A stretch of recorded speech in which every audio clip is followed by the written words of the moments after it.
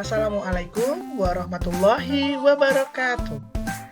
Saya Fitri Ayu Indriasari, calon guru penggerak Angkatan 7, Kabupaten Tulungagung.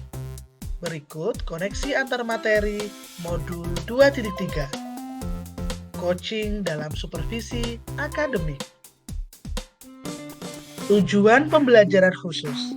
Calon guru penggerak menyimpulkan dan menjelaskan keterkaitan materi yang diperoleh dan membuat refleksi berdasarkan pengalaman yang dibangun selama modul 2 dalam berbagai media. 1. Pemikiran reflektif terkait pengalaman belajar. Pengalaman atau materi pembelajaran yang baru saja diperoleh. Dalam modul 2.3 ini, saya mempelajari tentang supervisi akademik yang bertujuan untuk mengembangkan kompetensi diri dalam setiap pendidik di sekolah. Pendekatan yang digunakan adalah coaching yang memiliki 3 prinsip, yaitu kemitraan, proses kreatif, dan memaksimalkan potensi.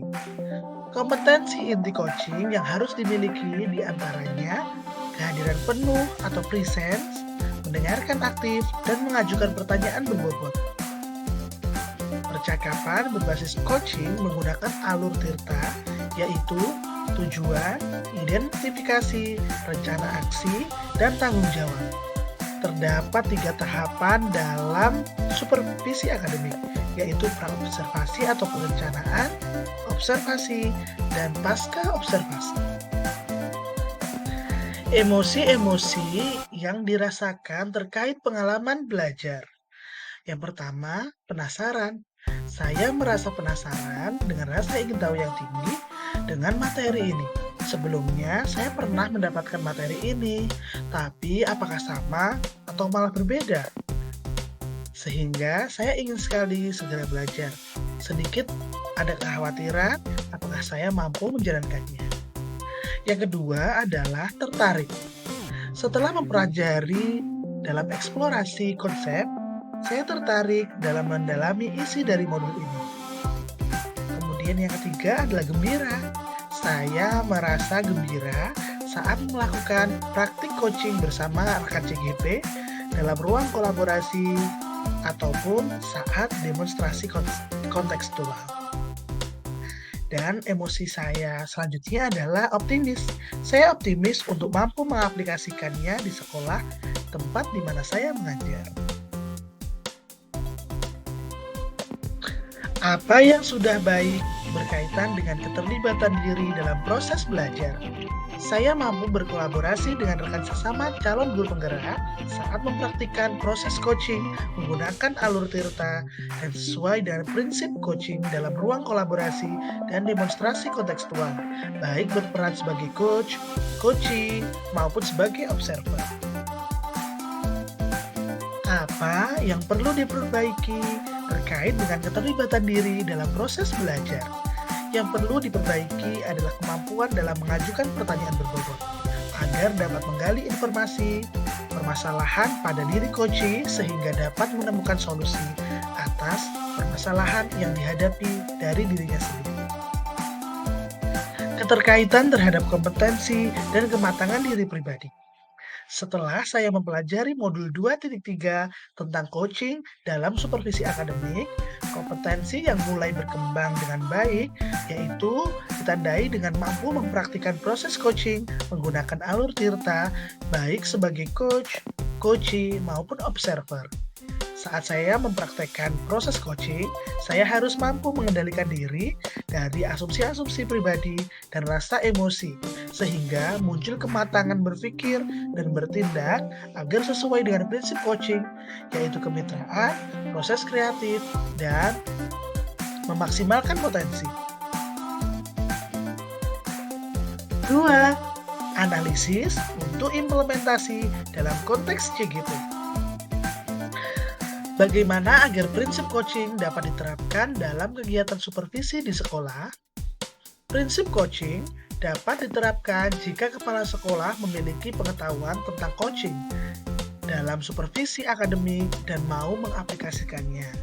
Kegiatan supervisi jangan hanya bertujuan sebagai bagian penilaian guru saja, namun supervisi harus dijadikan sebagai cara untuk meningkatkan kompetensi akademik, sehingga tidak hanya melakukan observasi, namun harus ada percakapan pra-observasi dan pasca-observasi. Dalam percakapan pra-observasi, kepala sekolah mendiskusikan perencanaan yang akan dilakukan oleh guru. Sedangkan pada saat observasi, kepala sekolah memberikan umpan balik, tindak lanjut yang harus dilakukan oleh guru. Nah, di sini harus memunculkan pertanyaan kritis yang berhubungan dengan konsep materi dan kaitannya lebih jauh. Mengelola materi yang dipelajari dengan memikirkan pribadi sehingga tergali wawasan atau insight baru. Coaching dalam supervisi akademik dapat berpengaruh dalam terwujudnya pemimpin pembelajaran yang berpihak pada murid. Pembelajaran yang berpihak pada murid adalah hal yang sangat penting untuk diterapkan dalam lingkungan sekolah. Agar dapat terwujud pembelajaran yang berpihak pada murid, maka guru harus memiliki kompetensi menjadi pemimpin pembelajaran. Menjadi pemimpin pembelajaran harus memahami perkembangan murid secara menyeluruh. Tidak hanya aspek kognitif saja, namun juga harus memahami karakter dan sosial emosionalnya. Dengan demikian, tujuan coaching dalam supervisi akademik untuk mengembangkan kompetensi guru agar dapat meningkatkan kinerja dan terwujud pembelajaran yang berpihak pada murid. Menganalisis tantangan yang sesuai dengan konteks asa calon guru penggerak, baik tingkat sekolah maupun daerah. Tantangan terberat adalah menyeragamkan pemahaman tentang coaching dalam supervisi akademik kepada komunitas sekolah. Supervisi akademik hanya dijadikan sebagai penilaian rutin kepala sekolah kepada guru saja, padahal seharusnya dapat dijadikan sebagai pedoman untuk meningkatkan kompetensi dan keterampilan guru. Memunculkan alternatif solusi terhadap tantangan yang diidentifikasi. Alternatif solusi yang dapat dilakukan adalah melakukan sosialisasi kepada seluruh komunitas sekolah saat kegiatan rapat atau saat kegiatan-kegiatan lain agar terjadi penyeragaman persepsi tentang makna supervisi akademik. Kemudian solusi yang kedua adalah dengan memberikan contoh praktik coaching dalam supervisi akademik melalui berbagai media informasi digital yang dapat diakses oleh seluruh komunitas sekolah. Yang ketiga, membuat keterhubungan. Pengalaman masa lalu. Saya pernah disupervisi oleh kepala sekolah dan pengawas sekolah. Namun, kegiatan supervisi hanyalah sebatas menjalankan kewajiban saja, tanpa mengetahui makna supervisi yang sebenarnya. Kegiatan supervisi akademik hanya dilakukan saat kepala sekolah atau pengawas melakukan observasi kelas saja, tanpa adanya kegiatan pra-observasi dan pasca-observasi, sehingga hanya sebatas pemberian nilai guru saja. Penerapan di masa mendatang. Ke depan, kegiatan supervisi ini harus dijadikan salah satu bagian dalam peningkatan kompetensi dan keterampilan guru dalam bidang akademik dengan menggunakan prinsip coaching, yaitu kemitraan, proses kreatif, dan memaksimalkan potensi. Konsep atau praktik baik yang dilakukan dari modul lain yang telah dipelajari.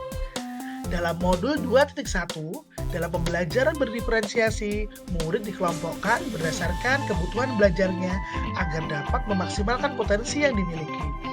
Begitu pula dengan praktik coaching. Coach harus memaksimalkan potensi coachee agar dapat menemukan sendiri solusi atas permasalahan yang dihadapinya. Di modul 2.2, dalam pembelajaran sosial emosional terdapat teknik stop dan mindfulness. Nah, yang bisa dilakukan untuk dapat membuat suasana menjadi lebih kondusif.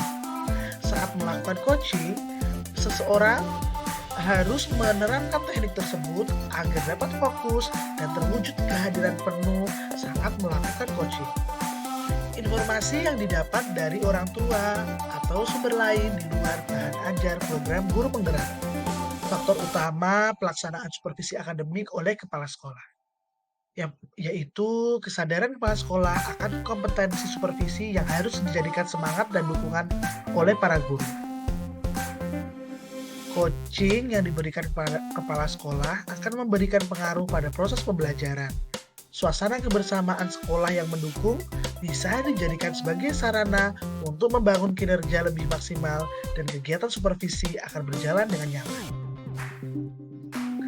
Demikian koneksi antar materi modul 2.3 coaching dalam supervisi akademik.